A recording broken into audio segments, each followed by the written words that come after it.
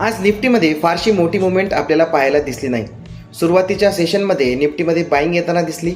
24,700 ही level sustain करण्याचा प्रयत्न झाला, पण एंड ऑफ द डेला निफ्टीची क्लोजिंग 24,700च्या खालीच आपल्याला होताना दिसली.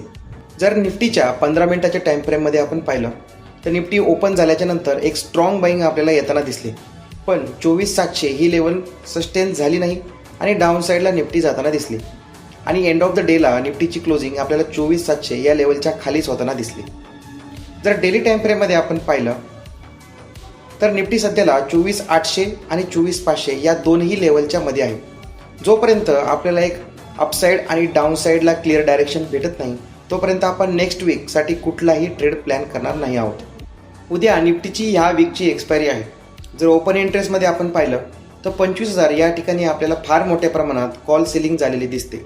त्यासोबतच 24,500 या ठिकाणी पुट सेलिंग आहे आणि एक स्ट्रॉंग सपोर्ट आपल्यासाठी ह्या वीकमध्ये वर्क करत आलेला आहे.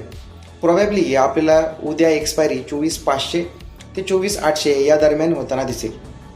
या वीकमध्ये जे 2 क्रेडिट स्प्रेड आपण होल्ड केले होते त्या दोनही स्प्रेडने आपल्याला आत्तापर्यंत चांगला प्रॉफिट दिलेला आहे.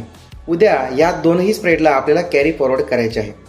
जसं की आपण चार्टवरती पाहिलं 24,500 आणि 24,800 या दोनही लेवलच्या मध्ये सध्याला निफ्टी आहे आणि डेटामध्ये सुद्धा 24,500ला सपोर्ट तर 24,800ला मेजर रेजिस्टन्स आहे. त्यामुळे प्रोबॅबली उद्याची एक्सपायरी आपल्याला ह्याच रेंजमध्ये होताना दिसू शकते.